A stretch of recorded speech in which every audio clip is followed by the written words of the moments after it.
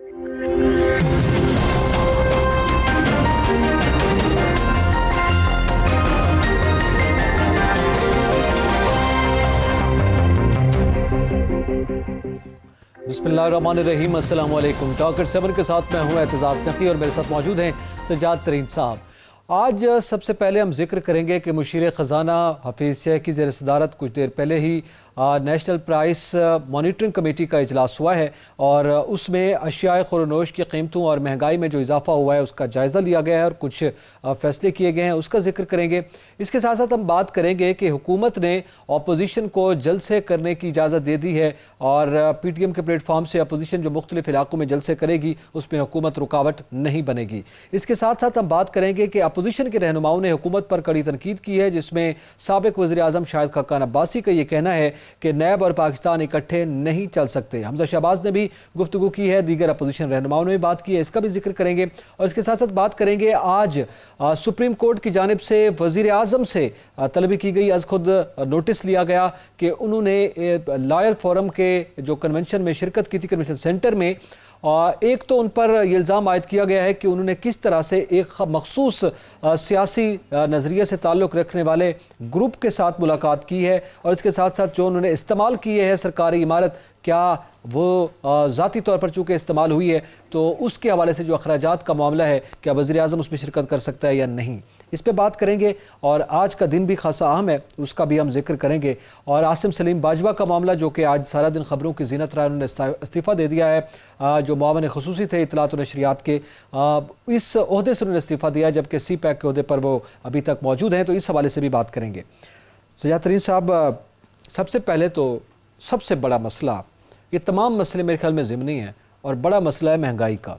और आपके इल्म है, अभी कुछ देर पहले ही जो इजलास हुआ है, मुशीर ख़ज़ाना साहब ने यह फरमाया है कि जनाब, एक तो उन्होंने ये बात की है कि ये जो इस वक्त फ़र्क आ रहा है कीमतों का, उसकी दो बड़ी वजूहत हैं। एक वजह यह है कि मौसमियाती तब्दीली हुई है, उसकी वजह से कीमतों में फ़र्क आ गया है, और दूसरा ज़ाहिर है सप्लाई एंड डिमांड में जो फ़र्क है वो भी एक बड़ी वजह बन रहा है इस महंगाई की। लिहाजा बर वक्त और मुस्बत इक़दामात उठाए जाएंगे, ये फैसला हुआ है आज की कमेटी में।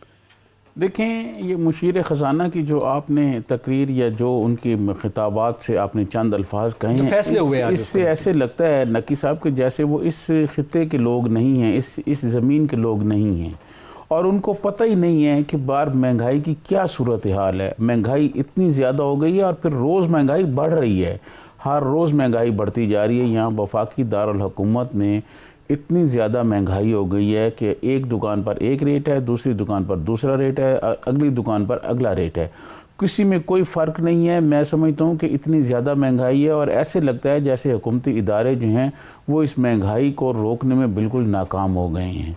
और उस नाकामी की बड़ी वजह यह है कि प्राइम मिनिस्टर ने ख़ुद ये कहा है कि अब टाइगर फोर्स आएगी। अगर जो रियासत पाकिस्तान के मुलाजमीन हैं उनसे काम लेने में इसका मतलब ये है कि हुकूमत नाकाम हो गई है कि अब वो प्राइवेट फोर्स ला रही है।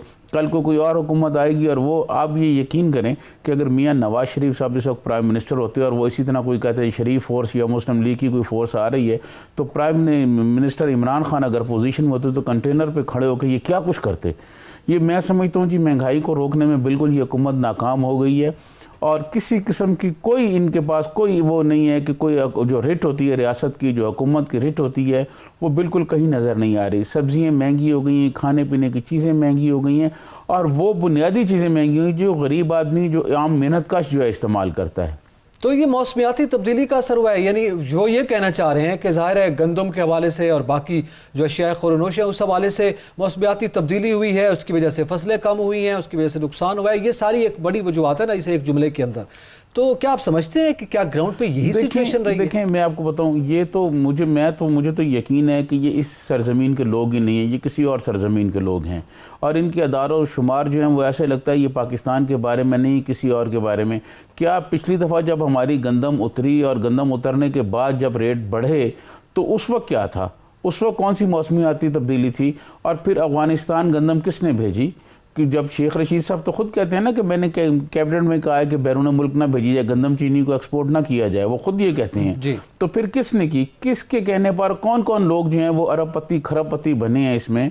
तो मैं ये समझता हूँ कि ये सिर्फ बहाने हैं, और अभी तक हुकूमत की जानिब से जो महंगाई है और तूफ़ानी अंदाज की महंगाई है, ये कोई आम महंगाई नहीं है, बहुत तूफ़ान की तरह वो आगे बढ़ रही है।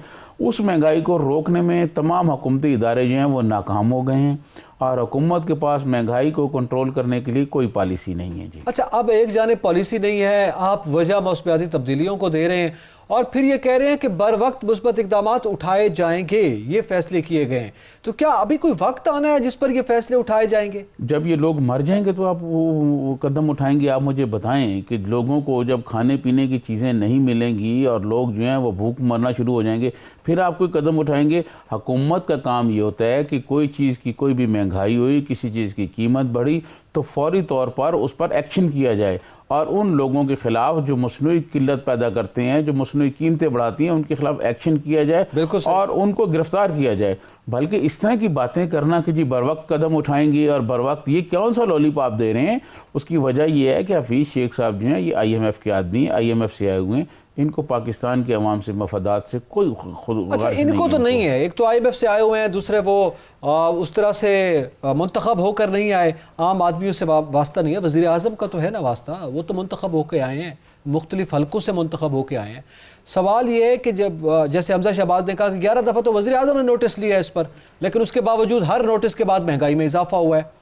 प्राइम मिनिस्टर के बारे में आपका एक मारूफ जुमला है जो हर दफ़ा आप कहते हैं कि जी प्राइम मिनिस्टर ने एक्शन लिया और बड़ा गुस्से का इजहार किया, ये हर दफ़ा आप कहते हैं ना। तो इसी तरह हमजा शहबाज साहब ने भी गिन ली कि 11 मरतबा जिस चीज़ का ये नोटिस लेते हैं वो चीज़ महंगी हो जाती है। इन्होंने गंदम का नोटिस लिया, आटा महंगा हो गया। इन्होंने चीनी का नोटिस लिया, चीनी महंगी हो गई। इन्होंने दवाइयों का नोटिस लिया, दवाइयाँ महंगी हो गई। और ऐसी ऐसी तवीलें पेश की जा रही हैं महंगाई के बारे में कि जी दवाइयों के बारे में कहा गया है कि जी मार्केट को रेट रखने के लिए, मार्केट में चीज़ें अवेलेबल रखने के लिए, मेडिसिन अवेलेबल रखने के लिए ये कीमतें बढ़ाई गई हैं। सर बात ये है कि इस वक्त जो लोग हुकूमत चला रहे हैं ये सारे टेक्नोक्रेट जो हैं, आप यकीन मानिएगा जिस दिन इस हुकूमत का टाइम पूरा होगा ये सारे टेक्नोक्रेट वापस चले जाएंगे, और कोई ये जवाब दे यहाँ वही लोग हो जाएंगे जो यहाँ के मुंतखब नुमाइंदे हैं। और प्राइम मिनिस्टर इमरान खान है।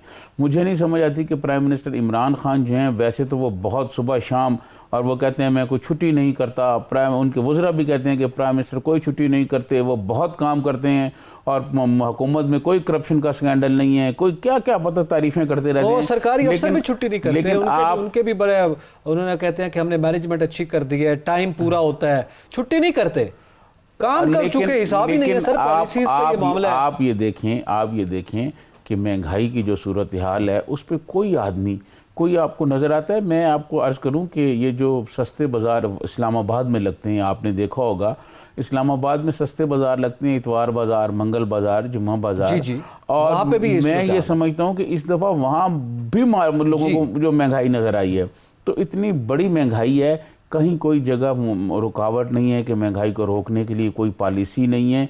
देखें प्राइम मिनिस्टर ने फैसले करने होते हैं, प्राइम मिनिस्टर फैसले करते हैं और ब्यूरोक्रेसी उस पर अमल दरामद कराती है। ना ऊपर फैसले हो रहे हैं, ना कोई अमल दरामद हो रहा है। किसी भी ब्यूरोक्रेट्स को आप फ़ोन करके देखें, वो कहते हैं बस अल्लाह के हवाले चल रहा है, अल्लाह के हवाले है, अल्लाह का माल है, चल रहा है सर। उनकी हाज़िरी पूरी है ना, देखें ब्यूरोक्रेट्स की हाज़िरी पूरी है, उनके 8 घंटे पूरे हैं, काम हुआ है या नहीं हुआ, ये मामला तो फिर आपके इल्म में है, ये तो हमारा सरकारी खाता इसी तरह ही चलता है। और जहाँ जहाँ पे ये मामला थी, क्योंकि पॉलिसीज़ तकाज़ों के मुताबिक होती हैं, वो तो एग्जिस्ट नहीं करती। अब ये जो वज़ीर एक जानिब ये बात कर रहे हैं, लेकिन एक दूसरा मामला भी है, वो जो सूबाई चीफ सेक्रेटरीज़ हैं उनको हिदायत जारी की गई हैं। एक जानिब तो है ना कि चीज़ें महंगी हो रही हैं, और गंदम हालांकि दरामद हुई है फिर महंगी हो गई। अब ईरान से वो टमाटर और प्याज का कोई मुआहदा हुआ है कि वो ला रहे हैं, उसके बावजूद भी कुछ शायद फ़र्क नहीं पड़ेगा। सवाल ये जो सूबाई सतह पे प्राइस की मॉनिटरिंग करना थी, और मॉनिटरिंग के साथ साथ जिस फ़र्क का आप इज़हार कर रहे हैं कि एक दुकान पे मसलन चीनी 102 रुपये तो अगली दुकान पे 107 रुपये मिल रही है, कहीं 110 रुपये पे पहुंची हुई है, तो इस चीज़ को मैनेज करना तो मेरे ख्याल सूबाई सतह पे काम था। मैं समझता हूँ सूबाई सतह से भी नीचे आप चले जाएँ तो ये जो है डिस्ट्रिक्ट लेवल का काम है, जो डिस्ट्रिक्ट मजिस्ट्रेट बैठे हुए हैं, जो ज़िलाई इंतज़ामिया होती है ये उसका काम है, फिर तहसील में इंतज़ामिया होती है, हर जगह इंतज़ामिया मौजूद होती है। लेकिन बदकिस्मती ये है कि ऊपर से नीचे तक, ऊपर क्योंकि वसीम अकरम प्लस बैठे हुए हैं पंजाब में, 12 करोड़ का सूबा है और वसीम अकरम प्लस पे छोड़ा हुआ है, और नीचे आप देखने की क्या सूरत हाल है। और मैं आपको बताऊं कि पहले महंगाई जो है आज से कई साल पहले जब महंगाई या बजट आता था तो शहरों में ज़्यादा महसूस होती थी। जो दही एरिए थे वहाँ महंगाई लोगों को इतनी महसूस नहीं होती थी, क्योंकि गंदम घर की और बहुत सारी चीज़ें जो हैं वो गांव में ही लोग अपने काश्त कर लेते थे। इस दफ़ा महंगाई वहाँ शहरों से ज़्यादा महसूस हो रही है। कल मेरी मुख्तलिफ़ लोगों से बात हो रही थी जो काश्तकार हैं, वो यकीन करें उनकी शहरी आबादी से ज़्यादा चीखें निकली हुई हैं, वहाँ ज़्यादा महंगाई हो रही है। लेकिन बदकिस्मती ये है कि प्राइम मिनिस्टर इमरान खान रोज़ एक लंबा चौड़ा ट्वीट भी कर देते हैं, इजलास भी करते हैं। आज भी उन्हें खुशखबरी सुनाई है ट्वीट करके कि जनाब हमारा जो है ना वो तरसीलात जो है गैर मुल्की जो लोग पैसा भेजते हैं हमारे, कोरोना के बावजूद भी $2 अरब तक पहुँच गई हैं। तो ये खुशखबरी है, आज उन्होंने खुशखबरी कौम को सुनाई है। लेकिन साथ एक और अच्छा काम भी किया है खुशखबरी के साथ। हुकूमत ने अपोजिशन को कहा है कि आप जलसे कर लें, आपको इजाज़त है, आप जलसे कर लें। बड़ा दिल की है हुकूमत ने, इस पर बात करते हैं। नाज़रीन यहाँ पे वक्त तो एक ब्रेक का, हमारे साथ रहिएगा।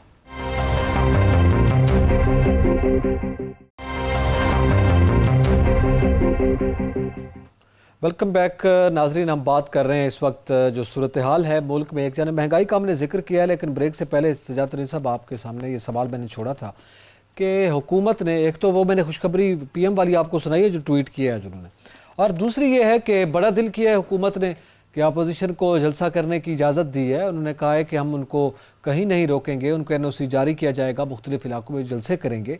और लेकिन एक बात है कि वो कोरोना के मुतालिक जो SOPs जारी की गई हैं उसका जो है वो ज़रूर ख्याल रखें, उस पर जो है फिर एक्शन हो सकता है।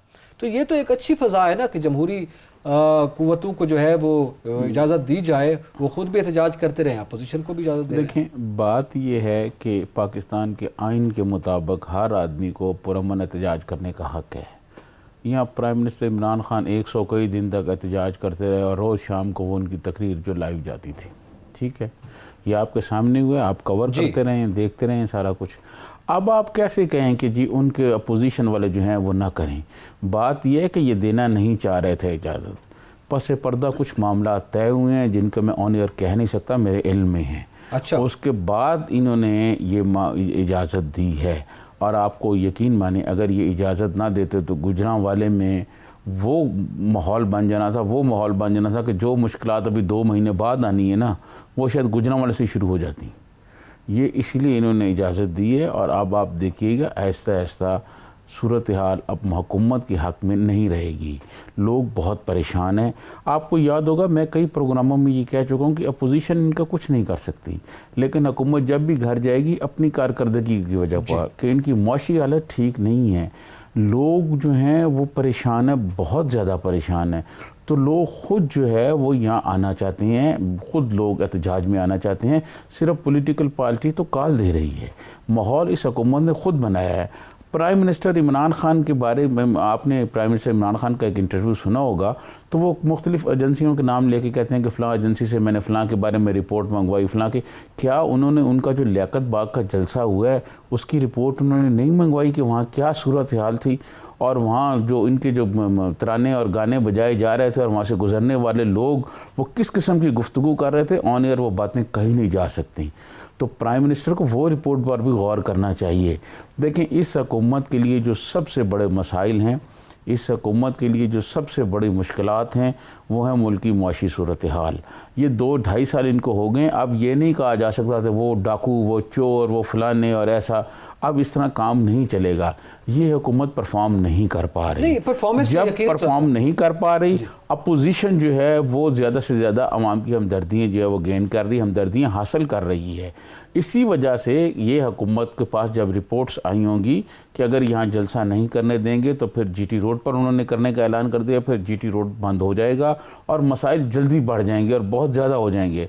मैं समझता हूँ ये हुकूमत ने एक दानिशमंदाना काम किया है। जमहूरियत में और आइन के मुताबिक हर आदमी को उसका ये हक़ हासिल है कि वो कहीं भी एहतजाज कर सकता है, पुरअमन एहतजाज कर सकता है। तो जो अभी तो अपोजिशन ने शुरू किया है एहतजाज, अभी तो हुकूमत क्यों इतना खौफजदा हो गई है? ये आखिर नवाज शरीफ साहब भी तो प्राइम मिनिस्टर थे ना। खौफ तो नहीं कर रहे ना, वो इजाज़त दे रहे हैं, वो कह रहे हैं हम आपको इजाज़त देते हैं, आप खुले दिल से अब जाएं, आप जलसे करें। यानी हुकूमत ये तासुर दे रही है कि एक तो हमें फ़र्क नहीं पड़ता आपके जलसे जुलूस से, दूसरे नंबर पर वो ये तासुर दे रही है कि कितने जलसे कर लेंगे। यानी ये जलसे नहीं, जैसे बार बार वो शेख साहब भी कहते हैं ये जलसियाँ हैं, तो वो यही बात करना चाह रहे हैं, ये पैगाम देना चाह रहे हैं जैसे कि आप आ लें, आपने जो करना है कर लें। आपको शेख रशीद की गुफ्तगू में जो घबराहट है उससे आपको नहीं लग रहा कि ये हुकूमत कितनी परेशान है? शेख रशीद साहब जिस किस्म की गुफ्तगू कर रहे हैं और जिस तरह की वो अल्फाज की अदायगी कर रहे हैं, उनकी घबराहट सामने नहीं आपको नज़र आ रही और उससे नहीं लग रहा कि ये हुकूमत बहुत घबराई हुई है। मैं आपको अर्ज़ करूं कि जब आखिर मियाँ नवाज शरीफ जब प्राइम मिनिस्टर थे, शाहिद खाकान अब्बासी जब प्राइम मिनिस्टर थे, उन्होंने भी तो इमरान खान साहब को बर्दाश्त किया ना, और अपोजिशन को ये भी बर्दाश्त करें। मैं समझता हूँ आने वाले दिनों में अपोजिशन और अग्रेसिव होगी, सारी अपोजिशन जमा हो गई है। ये गुजरांवाला जलसा बहुत बड़ा जलसा होगा अपोजिशन का, आप देख लीजिएगा, और उसके बाद जो कराची में जलसा हो रहा है वो भी यकीनन बहुत बड़ा जलसा होगा। इसकी बुनियादी वजह यह है कि कोई अपोजिशन के पास कोई ऐसी पॉलिसी नहीं है। मैं बेशुमार दफ़ा प्रोग्राम में ये कह चुका हूं, वजह सिर्फ वो है कि हुकूमती परफॉर्मेंस और मुआशी सूरत हाल, महंगाई, गुर्बत, बेरोज़गारी में जो बेपनाह इजाफा हुआ है। और फिर आप कहते हैं जी हुकूमत घबराने वाली नहीं है। इस हुकूमत ने तो ये भी कहा था प्राइम मिनिस्टर ने कि मैंने कहा नवाज शरीफ का खिताब होने दें, कोई ज़रूरत नहीं, आने दें इनके खिताब, ये एक्सपोज होंगे आवाम के सामने। फिर क्या हुआ कि उनके खिताबात बंद कर दिए गए, फिर पर इसी हुकूमत ने बंद किए ना। तो ये यू टर्न लेने के बादशाह हैं, गवर्नमेंट पैनिक है। आप ये आप देखिएगा, एक आधा इनको जलसा करने देंगे, उसके बाद फिर ये नई कहानियाँ ले आएंगे, फिर शेख रशीद साहब कोई और कहानियाँ लेके आके शुरू हो जाएंगे। मैं शेख रशीद साहब को आज से नहीं देख रहा, मैं बहुत ज़माने से देख रहा हूँ, 85 से मैं इनको देख रहा हूँ। ये गैर जमाती जब इलेक्शन हुए थे तो उसमें के बाद ये इनकी ये सूरत हाल चलती आ रही है। शेख रशीद साहब जो हैं वो जो बातें करती हैं अवाम को खौफजदा करने के लिए या अपोजिशन को खौफजदा करने के लिए, वो उल्टा हुकूमत के गले पड़ जाती है। अपोजिशन के जलसों में दहशत गर्दी हो सकती है और दीगर उन्होंने बहुत सी बातें की, उलमा के कत्ल के हवाले से कि फ़िरका वाराना फसादात हो सकते हैं। ये जो किया आज सईद गनी साहब ने भी ये गुफ्तगू की है कराची में। आज उन्होंने कहा है कि जनाब ये जो मौलाना आदिल कत्ल केस है इसमें ज़रा शेख रशीद साहब को भी शामिल तफ्तीश करें कि आपको कैसे पता था कि ये दहशत गर्दी इस तरह हो सकती है और उलमा कत्ल हो सकते हैं, और फिर इसके अपोजिशन जो जलसे करेगी उसमें दहशत गर्दी हो सकती है, आपको कौन बता रहा है? जब इंडिया ये सब कुछ करवा रहा है तो आपको कैसे पता? उनको शामिल तफ्तीश करें, ये मुतालबा किया गया है सईद गनी साहब की जानिब से। देखिए, मैं आपको अर्ज़ करूं कि शेख रशीद साहब जो है इस किस्म की बातें कर जाते हैं, फिर दूसरी पार्टी के लोगों को ऐसे मुतालबात करने पड़ते हैं। शेख रशीद साहब जो हैं वो शाह से ज़्यादा शाह के वफ़ादार बनने की कोशिश कर रहे हैं और मैं समझता हूँ वो शायद वो बन नहीं पाएंगे। मैं इनसे पहले भी बहुत सारे लोगों को देखता रहा हूँ, तो हालात जैसे ही को मुनासिब हुए तो फिर इनके लिए बहुत मसाइल पैदा होंगे। आप देख लीजिएगा, ये पॉलिटिकली तौर पर पहले भी आपको पता है ना, पिंडी से इलेक्शन हारे हैं ये। तो मैं ये समझता हूँ कि शेख रशीद साहब की बातों को वैसे मुस्लिम लीग नून वाले ये कहते हैं कि हम तो इनको संजीदा ही नहीं लेते, कि ये जो बातें करते हैं ये करते रहें। बात ये हो रही थी, देखिए मैं आपको अर्ज़ करूँ कि फ़िरका वारियत के बारे में अगर शेख रशीद साहब को पता था तो फिर सवाल ये पैदा होता है कि क्या उस पर इदारों ने क्यों नहीं फौरी तौर पर कंट्रोल किया, क्यों नहीं उन लोगों को पकड़ा, क्यों नहीं उन लोगों के खिलाफ जो है ये सारा एक्शन किया गया। देखें, इदारों ने अपना काम किया, लेकिन क्या पुलिस सिंध की पुलिस सोई हुई थी? अगर शेख रशीद साहब को ये पता था तो शेख रशीद साहब ने एक फ़ोन कॉल ही करनी है ना मुराद अली शाह को। वो तो आइंदा जो जलसे होने हैं उसके बारे में भी तो कह रहे हैं ना। मैं ये अर्ज़ करूँ कि ये देखें, अपोजिशन का इस पर मौका ये है कि ये शेख रशीद साहब लोगों को खौफजदा करने की कोशिश कर रहे हैं, लेकिन लोग जो हैं वो जलसों में, अपोजिशन के जलसों में आएंगे। आने की वजह मैं पहले बता चुका हूँ, और आप क्योंकि मरीम नवाज साहबा आ रही हैं और मरीम नवाज साहबा आपको पता है जहाँ भी जाती हैं लोग उनके गिरद जमा हो जाते हैं और वो बड़े बड़े जलसे करती हैं। अच्छा, बड़े जलसे होंगे, अपोजिशन अपने जलसे करेगी, ज़ाहिर है उस पर हम बात भी करते रहेंगे। ये आज शाहिद खाकान अब्बासी साहब ने कहा कि पाकिस्तान और नैब इकट्ठे नहीं चल सकते। वैसे ये बयान वो मुख्तलिफ मौक़े पर पहले भी दे चुके हैं और अपोजिशन भी मुख्तलिफ मौक़ों पर ये बात कर चुकी हुई है। आज उन्होंने कहा कि जनाब ये सरकारी अफसरों को बुलाकर जिस तरह से ये खुद वज़ीर आज़म पर इल्ज़ाम आयद किया कि बात करते हैं, तो अगर एक आम आदमी जाकर रात के 2:30 बजे जाकर पर्चा कटवा सकता है, गद्दारी के मुकदमे हम पे करवा सकता है, तो फिर मैं भी पर्चा कटवाना चाहता हूँ वज़ीर आज़म पर, और फिर मैं भी ये मुतालबा करता हूँ कि 62-63 के तहत वज़ीर आज़म कैसे मुदाखलत कर रहे हैं मुख्तलिफ उमूर में, सरकारी अफसरों से डायरेक्ट पर्सनल मीटिंग्स कर रहे हैं। तो ये आज शाहिद खाकान अब्बासी साहब ने ये बात की है। तो इससे यकीनी तौर पर एक तो अपोजिशन के गर्म माहौल का पता लग रहा है, लेकिन आप समझते हैं कि पाकिस्तान और नैब इकट्ठे नहीं चल सकते? ये तो सीधा आप इदारे को ही कर रहे हैं। देखिए, सियासी तौर पर आप सियासी जमात को तो टारगेट कर सकते हैं, इदारों को टारगेट करना मुनासिब रवैया है। मैं आपको अर्ज़ करूँ, दो अलहदा बातें हैं। एक तो ये आपको याद होगा प्रेसिडेंट आसिफ अली जरदारी ने इस्लामाबाद में जब वो पेश हुए नैब कोर्ट में, तो ये उन्होंने बहुत पहले ये कहा था कि नैब और मईशत साथ साथ नहीं चल सकते। इन्होंने नैब की कार्रवाइयाँ की और फिर मईशत बैठती गई, सरमायाकार जो है वो खौफजदा होता गया और पीछे पीछे चल जाता गया और वो अपना खामोशी, बल्कि मुझे बहुत सारे मेरी सरमायाकारों से बातें, उन्होंने कहा जो मुल्क में माहौल पैदा कर दिया गया है उसके तहत तो हम सिर्फ बस उतना ही काम कर रहे हैं कि हमारे बच्चों के स्कूलों की फ़ीस और घर का किराया और गाड़ियों का पेट्रोल चलता रहे, हम सरमायाकारी में इजाफा नहीं कर रहे। ये एक खौफ की अलामत है। देखिए, अगर आप सरमायाकारों को उनमें खौफ पैदा कर देंगे और उनको खौफजदा कर देंगे, दुनिया भर में जो लोग टैक्स देते हैं उनकी रिस्पेक्ट होती है, उनकी इज्जत होती है, चाहे वो सरमायाकार हों चाहे वो कोई और हों। हमारे यहाँ जो टैक्स देते हैं उन्हीं को दबाया जाता है बार बार कि जी ये टैक्स चोरी बहुत ज़्यादा है। प्राइम मिनिस्टर ने FBR को बेहतर बनाने के लिए शब्बर ज़ैदी साहब को लाए थे और शब्बर ज़ैदी साहब के बारे में जो बातें कही गई थी, फिर शब्बर ज़ैदी साहब क्यों चले गए हैं वो सारी स्टोरी मेरे इल्म में है, लेकिन मैं ऑन एयर वो कह नहीं सकता कि वो क्यों गए हैं, क्योंकि अगर मैं वो सारी बातें बता दूंगा तो फिर आपको पता है कि जो होगा हमारे साथ मसाइल हो सकते हैं। इसी तरह ये इनकी अपनी पॉलिसियाँ जो हैं, इनकी अपनी पॉलिसियाँ इनके लिए मुश्किलात पैदा कर रही हैं। इनकी कोई एक वो वेलकम बैक नाज़रीन। हम बात कर रहे हैं कि मौजूदा जो सियासी एनवायरनमेंट बना हुआ है, जिसमें शाहिद काकर अब्बासी साहब की गुफ्तगू का भी अभी आपने हवाला दिया है और अब दीगर मामलात की भी जिक्र करते हैं। ज़्यादातर साहब, एक तो शाहिद काकर अब्बासी साहब ये कर रहे हैं, आपने बड़ा ज़बरदस्त उसको लिंक किया आसिफ ज़रदारी साहब के उस बयान से कि मईशत और नैब इकट्ठे नहीं चल सकते। ये कह रहे हैं पाकिस्तान और नैब इकट्ठे नहीं चल सकते। ये सूरत हाल तो एग्जिस्ट करती है। अब आज सुप्रीम कोर्ट ऑफ पाकिस्तान ने जो वज़ीर आज़म को नोटिस भिजवाया है और जो अज़ खुद नोटिस लिया है कन्वेंशन सेंटर में, जो उन्होंने एक वकला की तकरीब में लायर्स फोरम से ख़िताब किया था, उस पर वो आपके इल्म में, वो स्टोरी हम भी न्यूज़ में देते रहे हैं। ये एक बड़ी पेशरफ्त हुई है आज मुल्क की सतह पर। ज़ाहिर है वज़ीर आज़म को चीफ जस्टिस की जानिब से जब ये बाकायदा तौर पर इस नौइयत का अज़ खुद नोटिस केस लिया जाता है और उसमें रिमार्क्स बड़े सख्त हैं, तो क्या समझते हैं आप, ये रिवायत अच्छी है कि अदालतें जो हैं वो आज़ादाना अपना रोल प्ले कर रही हैं, वो खुद नोटिस ले रही हैं? देखिए नकी साहब, मैं आपको अर्ज़ करूं कि ये कोई ऐसी बात नहीं है जिसको हम गैर मामूली बात कहें। क्या प्राइम मिनिस्टर यूसुफ रज़ा गिलानी को इस अदालत ने नाहिल नहीं किया, अदालतों ने तलब नहीं किया? सर, जब तलब हुआ और वो चले गए तो बात तो गैर मामूली थी। क्या प्राइम मिनिस्टर नवाज शरीफ को इस अदालतों ने नाहिल नहीं किया? तो मैं ये अर्ज़ करूँ कि अदालतें जो है पाकिस्तान की आज़ाद हैं और ख़ुद मुख्तार हैं। अब मैं समझता हूँ हमारे जज साहबान जो हैं वो जो चीज़ समझते हैं वो उस पर नोटिस ले लेते हैं। और ये एक वजह ये है कि क्योंकि प्राइम मिनिस्टर इमरान खान को नोटिस जारी हुआ है तो शायद इस पर मीडिया में भी हाइप क्रिएट हो गई है और वो कहा गया। देखें, बात यह है कि पाकिस्तान जो है जिसमें हम रह रहे हैं, ये मुल्कत पाकिस्तान जो है ये एक आइन के तहत चलती है। इसमें एक आइन है, एक कानून है। उस आइन और कानून के मुताबिक अदलिया जो है वो आज़ाद है, तमाम जजेस जो हैं वो आज़ाद हैं। और मैं समझता हूँ कि तमाम इदारे पाकिस्तान के आइन और कानून में रह के अपना अपना काम करते हैं। तो इसमें जो नोटिस आया है ऐसी कोई बात नहीं। अब हुकूमत जवाब देगी और उनके पास यकीनन बहुत काबिल वकला की टीम होगी, वो उस पर जवाब देंगे और अदालत को मुतमईन करेंगे। अब देखना यह है कि आगे क्या सूरत हाल बनती है। अच्छा जी, अब आपने ये बड़ी ज़बरदस्त बात की है कि ये एक तो मामला गैर मामूली है, आप समझते हैं, सियासी एतबार से बड़ा गैर मामूली इसको कहा जाता है। आप कहते हैं ये रूटीन मैटर है, नोटिस लिया गया, जस्टिस काजी फायज़ ईसा ने ये नोटिस लिया है और ये मेरे ख्याल में हमारे देखने वाले, आप, मैं, हम सब जानते हैं कि मामलात जो हैं वो जब यहाँ से शुरू होते हैं तो फिर कहाँ तक जाया करते हैं।